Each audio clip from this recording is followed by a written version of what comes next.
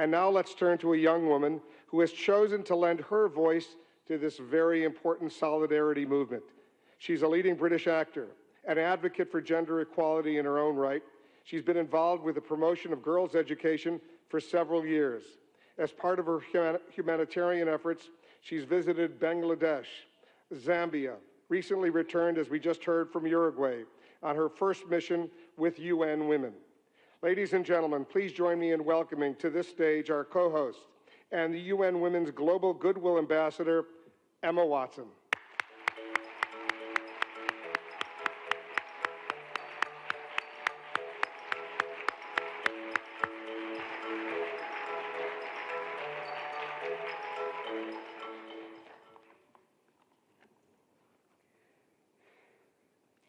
Your Excellencies, UN Secretary General, President of the General Assembly, Executive Director of UN Women, and distinguished guests.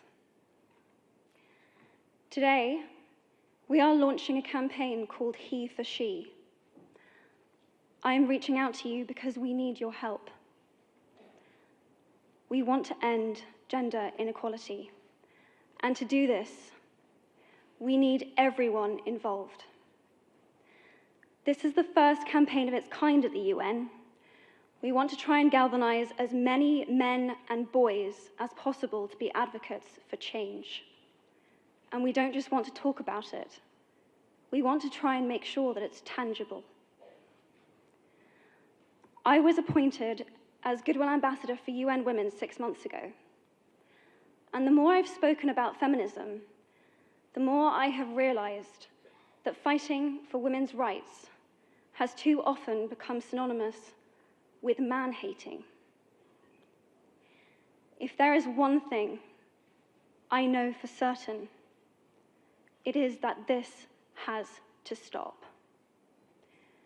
For the record, feminism, by definition, is the belief that men and women should have equal rights and opportunities.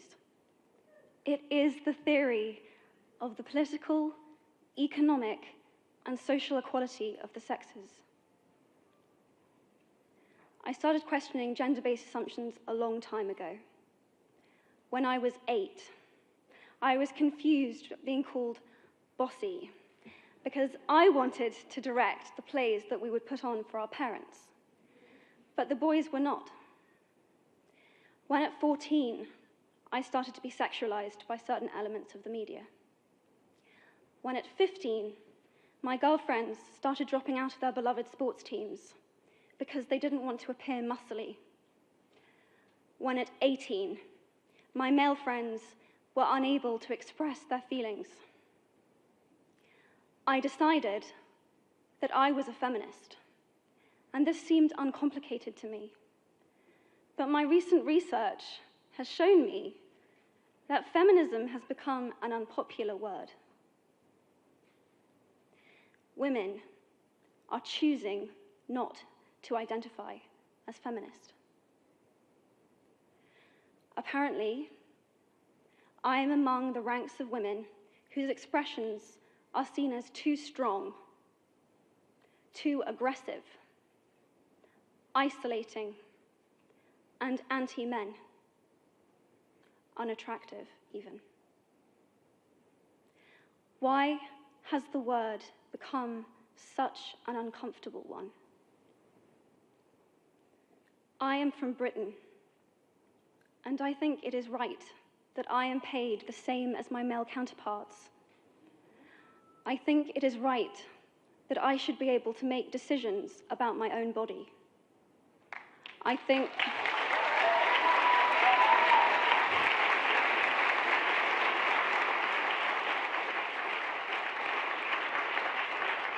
think it is right that women be involved on my behalf in the policies and the decisions that will affect my life.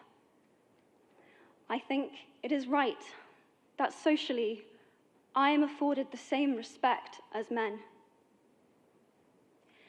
But sadly, I can say that there is no one country in the world where all women can expect to receive these rights. No country in the world can yet say that they have achieved gender equality. These rights I consider to be human rights, but I am one of the lucky ones. My life is a sheer privilege because my parents didn't love me less because I was born a daughter. My school did not limit me because I was a girl. My mentors didn't assume that I would go less far because I might give birth to a child one day. These influences were the gender equality ambassadors that made me who I am today. They may not know it, but they are the inadvertent feminists who are changing the world today. We need more of those. And if you still hate the word, it is not the word that is important. It's the idea and the ambition behind it. Because not all women have received the same rights that I have. In fact, statistically, very few have been. In 1997, Hillary Clinton made a famous speech in Beijing about women's rights. Sadly, many of the things that she wanted to change are still true today. But what stood out for me the most was that less than 30% of the audience were male. How can we affect change in the world when only half of it is invited or feel welcome to participate in the conversation? Men, I would like to take this opportunity to extend your formal invitation.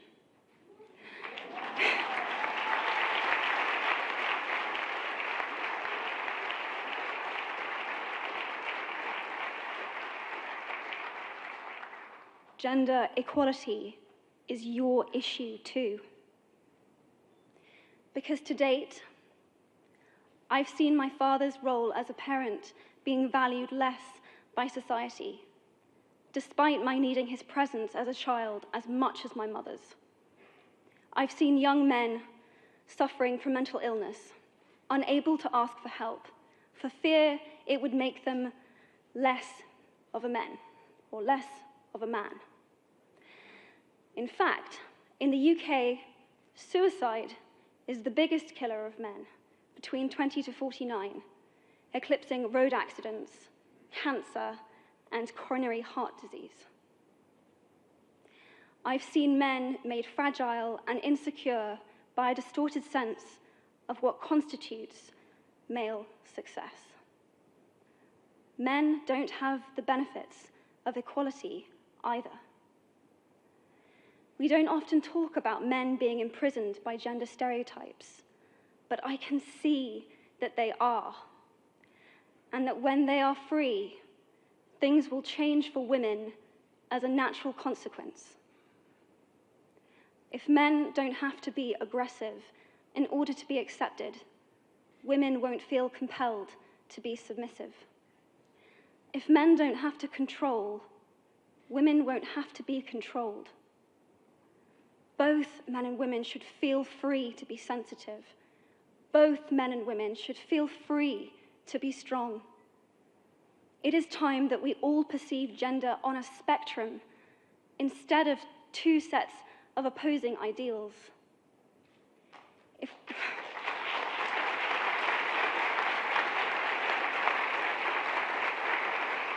If we stop defining each other by what we are not and start defining ourselves by who we are, we can all be freer. And this is what HeForShe is about. It's about freedom. I want men to take up this mantle so that their daughters, sisters, and mothers can be free from prejudice, but also so that their sons have permission to be vulnerable and human too. Reclaim those parts of themselves they abandoned, and in doing so, be a more true and complete version of themselves. You might be thinking, who is this Harry Potter girl? And what is she doing speaking at the UN? And it's a really good question. I've been asking myself the same thing. All I know is that I care about this problem, and I want to make it better. And having seen what I've seen, and given the chance, I feel it is my responsibility to say something. Statesman Edmund Burke said, "All that is needed for the forces of evil to triumph is for good men and women to do nothing." In my nervousness for this speech, and in my moments of doubt, I've told myself firmly, if not me, who? If not now, when? If you have similar doubts when opportunities are presented to you, I hope that those words will be helpful. Because the reality is that if we do nothing, it will take 75 years, or for me to be nearly 100, before women can expect to be paid the same as men for the same work.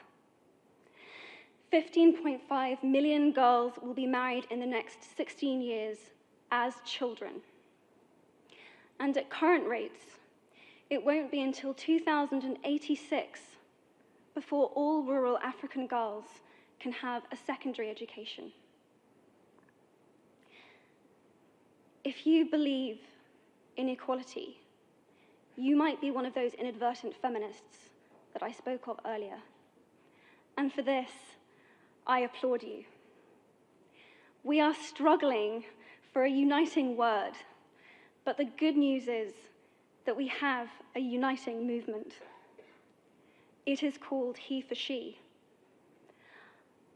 I am inviting you to step forward, to be seen, and to ask yourself, if not me, who?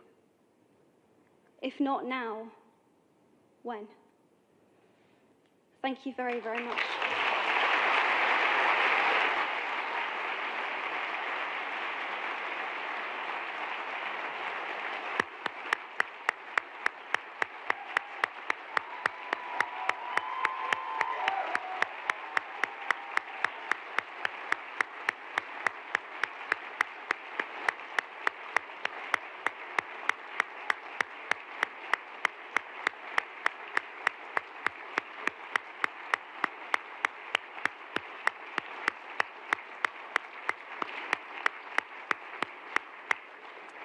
What a beautiful, beautiful speech. What a beautiful thought.